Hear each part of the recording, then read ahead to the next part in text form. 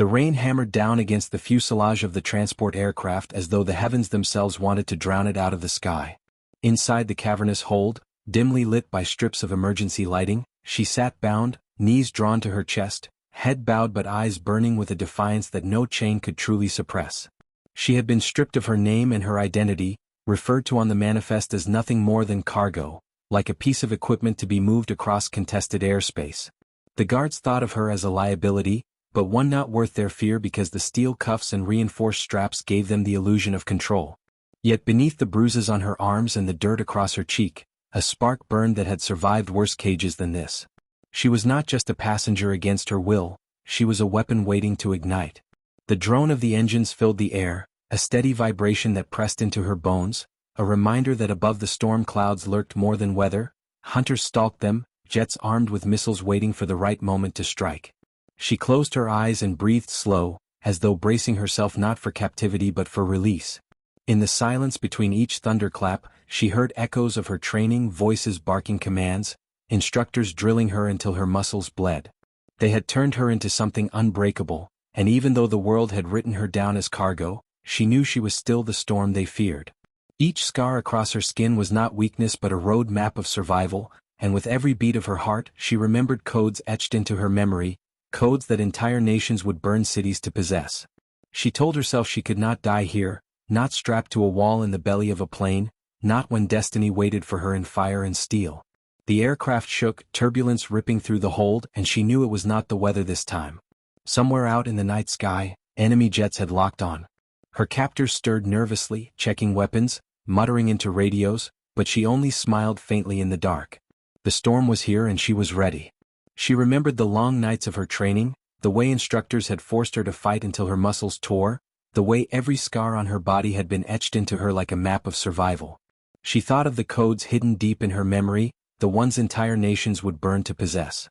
Each vibration of the aircraft made her think of the fragility of metal, of how quickly the sky could turn into fire and ash. Her mind wandered to the faces of those she had lost, comrades who had fallen in silence, and she promised them that if this was to be her final journey, it would not be in vain.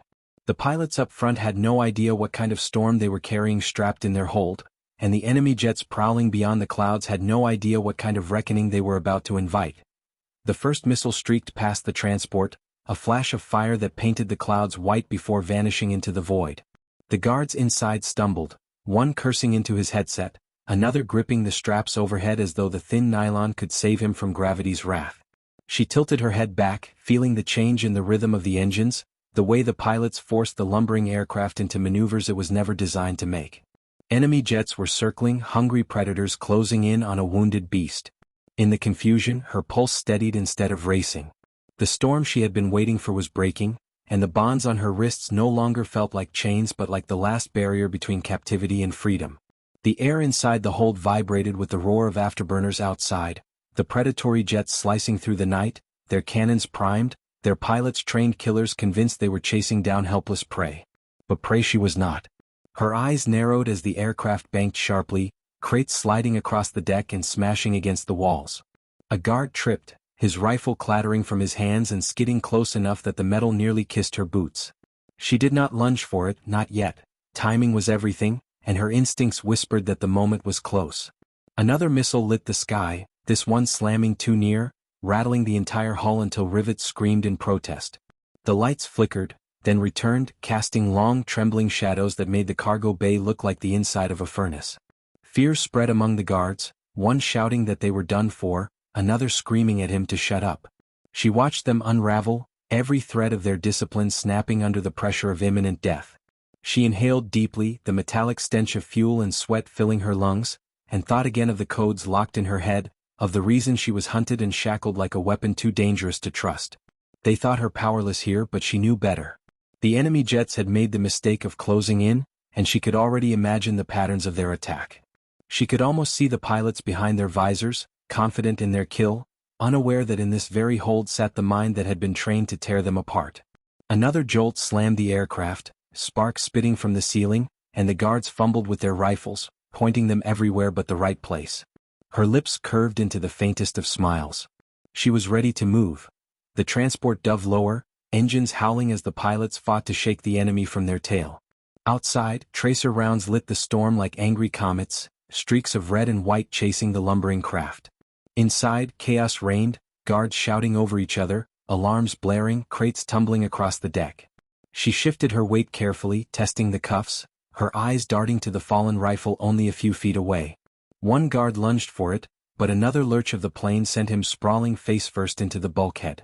Her chance was opening, and she felt the rhythm of the battle pushing her toward it like a tide. The engines screamed again as the aircraft banked, gravity pulling everyone sideways, bodies slamming into walls, equipment scattering across the floor. The cuffs dug into her wrists as she twisted, sliding her foot forward, nudging the rifle closer inch by inch. The nearest guard noticed too late. By the time he barked at her to stop, the transport shuddered violently as another missile exploded nearby, throwing him off balance. She seized the moment, snapping her legs around the rifle and dragging it toward herself. The cuffs made aiming impossible, but she didn't need precision, she only needed chaos. With a flick of her boot she knocked the weapon up, trigger depressed as bullets sprayed wildly across the hold. Sparks exploded from panels, men dove for cover, and in the confusion she rolled, wrenching her body against the straps until the leather bit through skin. Pain roared through her arms, but the buckle snapped, freeing her upper body. Her hands were still bound, but her body was no longer pinned, and freedom surged through her veins like fire. She slammed her shoulder into a guard's knee, sending him screaming down, then kicked the rifle fully into her grasp. The cuffs made handling clumsy, but training carried her through. One squeeze, one burst, and the hold filled with the staccato roar of gunfire. The guards who had mocked her as cargo fell in shock, not understanding how quickly the balance of power had shifted. She crawled toward the control panel at the bay's edge, knowing the emergency override for restraints would be there. Her fingers, slippery with blood, jabbed the switch and the steel cuffs sprang open. Her wrists were raw and bleeding, but her arms were hers again. She didn't waste a breath, she reloaded the rifle, turned, and let the storm inside her loose. The first guard to charge at her didn't even have time to raise his weapon before she cut him down, her rifle bucking against her shoulder as the shot slammed him into the wall and left him crumpled in a heap. The gunfire echoed like thunder trapped inside the metal belly of the transport, bouncing back and forth until it drowned out even the wail of alarms. Acrid smoke curled from bullet-shattered panels and mingled with the coppery tang of blood in the air, but she moved through it without hesitation, low, fast, precise, as though every nerve in her body had been trained for this very moment. The guards who had moments ago towered over her now faltered, caught between the instinct to fight and the icy realization that the cargo they had underestimated was no cargo at all but a weapon awakened. They shouted at each other, voices cracking, giving contradictory orders that collapsed under the weight of fear, and she saw the doubt in their eyes. That was the weakness she needed. She pressed forward, rifle sweeping from left to right in measured bursts, her breathing steady even as bullets tore sparks from the walls and ricocheted dangerously close. A man tried to flank her, charging out of the smoke with a blade, but she sidestepped and slammed the butt of the rifle into his jaw, sending teeth scattering across the floor before finishing him with a clean shot. Another dove for cover behind a crate, and she riddled it with bullets until his screams silenced into nothing. The hold became a graveyard in minutes, the sounds of death punctuated only by the distant rumble of jet engines outside as the predators tightened their noose. She knew time was running short. Each heartbeat was a countdown toward the missile that would eventually find its mark, yet she refused to leave a single enemy alive behind her. Shackled, beaten, humiliated, they had treated her like freight to be stored away, but now their fear was her vindication. She pressed on, weaving through smoke and sparks until the last guard stumbled back against the wall, dropping his rifle, his hands raised in surrender. For a brief moment she hesitated, watching him tremble, and then she pulled the trigger once more. Mercy was a luxury she could not afford. The skies were merciless and so was she. Silence fell in the hold except for the hum of the engines and the faint drip of blood on the steel floor. She leaned against the wall, panting, the rifle heavy in her hands, and let herself feel the weight of what she had just done, but only for a second. Because outside, the roar of afterburners was louder now, circling closer, predatory wings cutting through the storm. She pushed herself upright, ignoring the fire in her lungs, and sprinted toward the cockpit.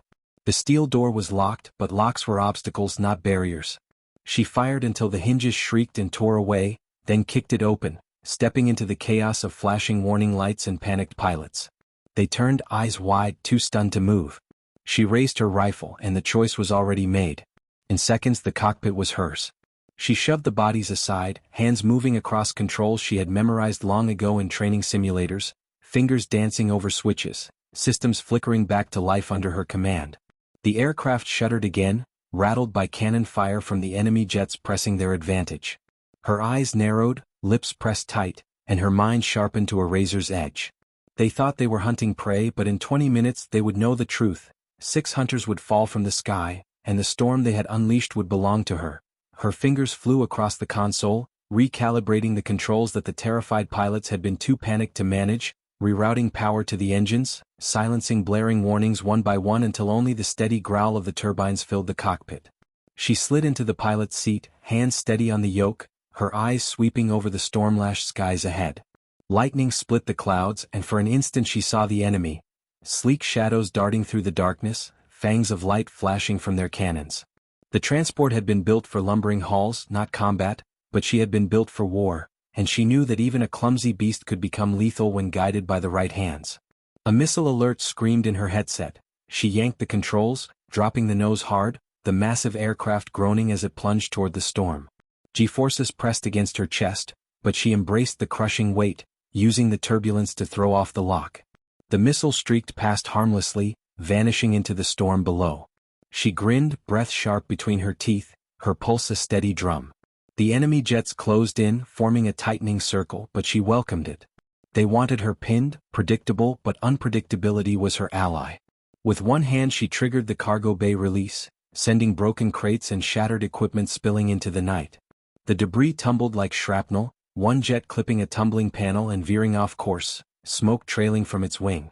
She banked hard to follow, her lumbering transport snarling like a wounded predator, and at the perfect moment she jerked the controls, tilting the aircraft sideways just as the crippled jet tried to recover. The collision was sudden, brutal. Metal shrieked, fire erupted, and one of her hunters was gone, falling in a trail of flames toward the sea below. The others scattered for a heartbeat, startled by the ferocity of their supposed prey, but regrouped quickly, anger sharpening their formation. Cannon fire ripped past her cockpit, sparks flying as rounds carved scars across the fuselage. She forced the aircraft into another dive, flipping switches to vent fuel vapor into the storm. On her signal, she ignited it, and the night lit with an explosion that forced 2 jets to break formation. She rode the shockwave back upward, climbing into the clouds, the transport howling with the strain but obeying her touch. Every motion she made was instinct, training fused with desperation, muscle memory sharpened by rage. They had chained her, silenced her, stripped her down to a number, but here in the storm she was untouchable. Another lock warning screamed. She waited, patient, baiting them closer, then cut her engines for a heartbeat. The transport dropped suddenly, the missile streaking overhead instead of finding her. She reignited the engines, slamming the throttle forward, surging upward directly beneath her attacker. Her finger found the release for the emergency flare cannons, a system meant only for defense, but in her hands, it became a weapon. She launched them straight into the jet's belly, the flares burning hot enough to cripple the intake. The enemy aircraft spasmed, engines coughing before detonating into a ball of fire that lit the rain-soaked sky. That was 2.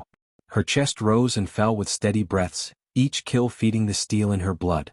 The others were furious now, coming in faster, guns tearing across her wings, holes ripping through metal. Warning lights flared. Red across her console, but she ignored them. Damage was inevitable. Survival required audacity. She angled sharply, flying directly into the teeth of the formation, using the bulk of her transport as a shield against their own hesitation. They fired, but their fear of hitting one another gave her the opening she needed. She rolled, impossible in a craft this size, but she forced it through the maneuver, metal shrieking, wings trembling on the edge of failure. The sudden motion flipped her directly behind one of the jets, and before its pilot could react, she rammed the transport's nose upward into its tail. The smaller craft shattered under the impact, breaking apart into flaming debris that scattered into the storm. That was 3, and the rest hesitated, circling wider now, doubt bleeding into their movements. She licked blood from her lip where she had bitten down in the strain, eyes wild, her mind locked into the rhythm of battle. 20 minutes, she told herself, and 6 would fall. Her grip tightened on the controls and she dove once more into the chaos, ready to finish what they had started. The storm clawed at the transport as if trying to rip it apart, rain battering the windshield in silver torrents, lightning crackling in jagged veins across the heavens, but she felt only calm inside the chaos, her body one with the machine, every vibration an extension of her pulse, every groan of the fuselage a reminder of her own endurance. 3 enemy jets were gone, and the remaining trio circled with newfound caution, like wolves realizing the prey they had cornered was a predator more dangerous than themselves, but fear made them reckless too, and reckless pilots made mistakes.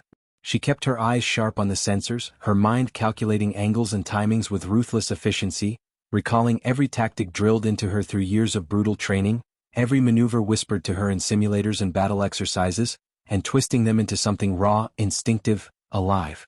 Another locked tone wailed, and this time she didn't evade, she welcomed it. She pulled the transport higher, engines straining, wings trembling as the altitude climbed into thin, crackling air, drawing her hunters upward, baiting them into overextension. The missile streaked from the lead jet, slicing through the storm, its trail glowing like a comet, and she held steady, waiting until the last instant before cutting power and rolling the lumbering beast onto its side. The missile lost its lock and soared harmlessly past, detonating in the distance, but the sudden maneuver placed one of the pursuers directly in her sights. She snapped the yoke, nose-diving, flipping switches to release more debris from the ravaged hold, sending a rain of twisted metal cascading back through the sky. The enemy jet tried to evade but clipped a tumbling engine cowling, spun wildly, and before its pilot could recover, she rammed the transport's bulk into its path. The explosion painted the clouds red, debris scattering like burning confetti. Her breath came heavier now, each maneuver exacting a brutal toll on both machine and flesh, blood slick on her palms from where jagged edges of controls had cut into her, but the fire in her eyes never dimmed. The last 2 jets screamed downward, furious, wings flashing with muzzle fire as they raked her transport with shells. Panels burst into sparks, alarms shrieked in unison, and smoke poured into the cockpit, but she gritted her teeth and forced the aircraft into a roll no engineer had ever imagined it could survive. Gravity yanked her sideways, ribs grinding against the harness, but she used the momentum to sling herself beneath the formation. Her thumb jabbed the flare control again, but this time she overloaded the system, venting every last charge in a blinding curtain of fire that swallowed the sky behind her. One of the jets panicked, banking too sharply into its wingmate, and the collision tore both from the heavens, fireballs blooming like twin suns that lit the storm with savage beauty. 6. She leveled the transport, chest heaving, the echo of explosions still vibrating through her bones, and for the first time since the battle began, silence pressed against her ears. No more predators, no more hunters, only the battered, wounded beast she flew, scarred but alive, and her own body, bruised and bloodied but victorious. She sat back for a moment, the rifle still slung at her side, and let the realization wash over her. 20 minutes ago they had called her cargo. Now 6 enemy jets lay in pieces across the sea in the storm, their pilots consumed by the arrogance of underestimation. She was not prey. She was the storm. Smoke drifted through the cockpit like ghosts of the battle she had just fought, curling into her lungs, scratching at her throat, but she barely noticed, her focus sharp as the transport steadied itself against the punishing winds. Every warning light glowed red across the console, a symphony of failure, but she treated them as background noise, the way she had learned to ignore pain in training, compartmentalizing everything but survival. The sky around her was littered with debris, burning fragments tumbling through the storm, pieces of once proud machines scattering like broken wings across the void, a graveyard she had created with nothing but will, fury, and the instincts of a predator who had been denied freedom too long. For a moment she allowed herself to breathe, to acknowledge the victory she had carved from the jaws of certain death, 6 enemies slain in the span of 20 minutes, a feat that would echo across the ranks of soldiers who had thought her only cargo. But even in that fleeting breath of triumph, she knew the fight was not over. Radios crackled faintly in the cockpit, enemy transmissions breaking through the static, frantic voices relaying her position, her defiance spreading like fire through their networks. She was no longer anonymous, no longer hidden. She had declared war by surviving, and every hunter within range would be dispatched to cage her again. Her hands tightened on the controls, knuckles whitening as she forced herself to think ahead, to turn the battered transport into more than a coffin limping through the sky. She rerouted remaining power to the engines, stabilizing what systems she could, coaxing the beast forward into the storm's heart, where radar interference and turbulence would cloak her for precious minutes. Her reflection in the cracked glass showed eyes fierce and alive, blood running down her temple, hair damp with sweat and rain, a face that had been marked by chains but was now defined by fire.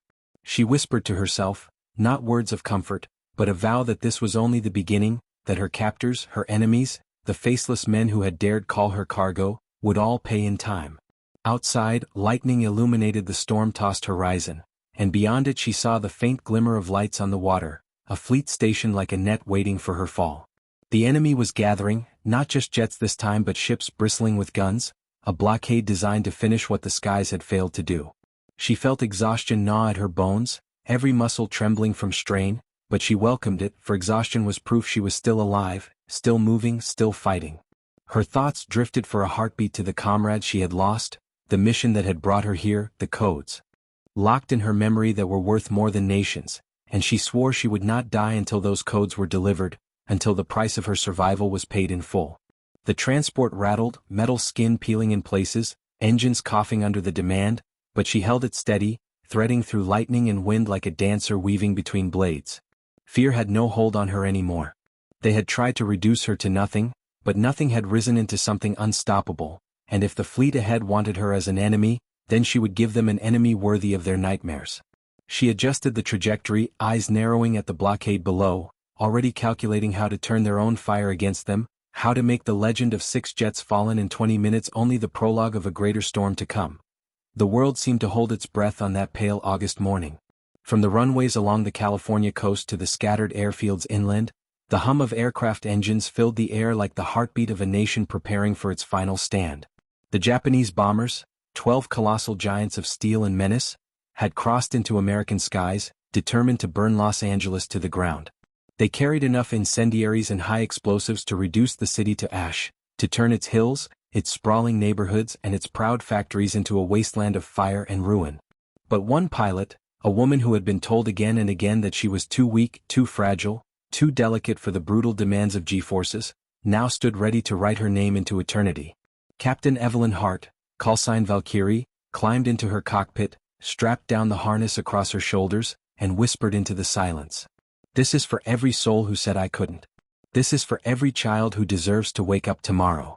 The control tower's voice crackled faintly over the radio, hesitant, almost resigned. "Valkyrie, your airborne clearance, you're on your own out there." She smiled grimly, tightened her grip on the stick, and slammed the throttle forward. The aircraft roared like a caged beast finally unchained, wheels biting into the runway before lifting free, wings slicing into the morning sky. In that moment, Evelyn wasn't just a pilot, she was the blade at the throat of doom. The chase begins.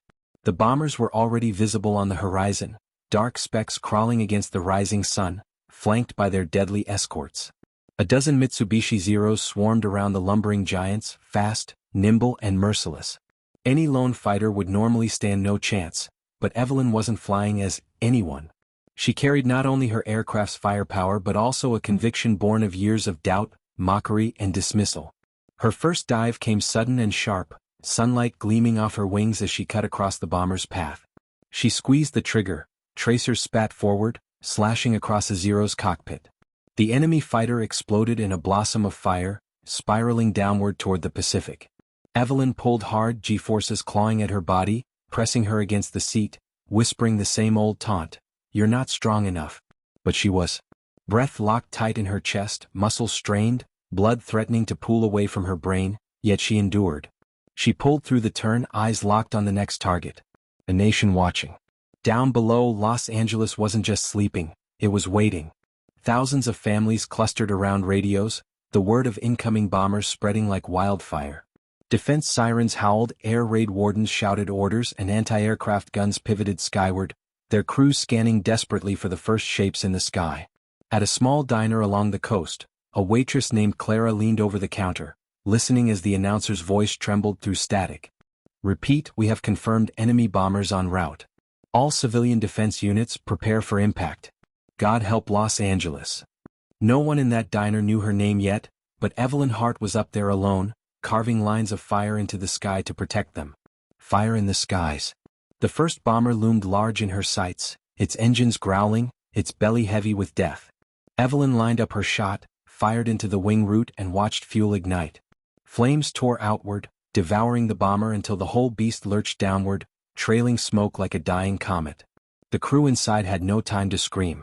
But victory came at a price. 2 Zeros latched onto her tail, machine guns shredding the air around her. Evelyn banked hard, slammed her stick, and felt the aircraft shudder violently under strain. Bullets tore into her left wing, sparking metal and smoke, alarms wailing inside her cockpit. Her knuckles whitened on the controls. "Not today," she hissed, yanking her bird into a climbing spiral, forcing her body against the crushing weight of gravity. Pain flared across her chest, her vision tunneling into gray. She had seconds before blackout. Somewhere deep inside, her instructor's sneers echoed again. "She'll never last against G-forces. Too fragile." She clenched her jaw, forced blood back to her brain by sheer will, and pulled the trigger as her guns crossed the enemy's path. The Zero disintegrated in midair. The second peeled away, rattled, giving her a brief window to recover. Her breath came ragged, but she was still in the fight. The last stand. The bomber formation pressed onward, massive shadows creeping closer to the city. Anti-aircraft fire from the ground erupted now, black puffs of flak bursting among the invaders. But it wasn't enough. Without fighter cover, the bombers would break through. Evelyn knew she couldn't take them all. But maybe, just maybe, she could take enough. One by one she dove, strafed, climbed, and fired again. Another bomber fell, its wings shearing off in flames. Another, crippled by her barrage, turned east, limping away toward the sea. Her ammunition dwindled, fuel gauges dropped, but her resolve never faltered. Radio chatter filled her ears now, the scrambled voices of ground controllers, other pilots racing to scramble their aircraft. Reinforcements were minutes away. She could just hold the line long enough. A Zero clipped her fuselage, ripping open a trail of jagged holes. Warning lights screamed. She ignored them. Ahead, 3 bombers lined up directly over the city, their bomb bays opening. Evelyn swallowed hard. She had seconds. The choice. Her guns were nearly dry, her engines coughing, her body battered beyond limits. She could break off now, save herself, wait for others to arrive. No one would blame her. But then she remembered the faces. The little girl at the parade waving to the sky, the old mechanic who had once handed her a wrench with a proud smile, the voices of every woman who'd whispered to her in secret, "Do it for us. Show them we can." She smiled, bitter and proud, and whispered into the radio, "For every one of you, I won't let them drop." Then she aimed her damaged fighter straight at the lead bomber. The 2 machines roared toward each other like colliding fates. At the last second, Evelyn fired everything she had left, her guns blazing until they clicked empty. Shells tore through the bomber's nose, igniting its payload. The explosion consumed it instantly, flames erupted so vast they swallowed the 2 bombers behind it as well. For a moment, the sky itself seemed to split apart in fire and thunder. Silence after the storm. When the smoke cleared, only fragments of wings and engines fell toward the ocean. The remaining bombers, rattled and leaderless, turned away, fleeing back into the horizon. The Zeros scattered, unwilling to die for a lost mission. And Evelyn's fighter, scarred, smoking, broken, limped through the clouds, wings trembling. She had survived the blast, but barely. Her radio crackled with a flood of voices now. "Valkyrie. Valkyrie, do you copy? You did it, you stopped them. God Almighty, she held them off. The city's safe. Los Angeles is safe." Evelyn allowed herself one small laugh, soft and tired.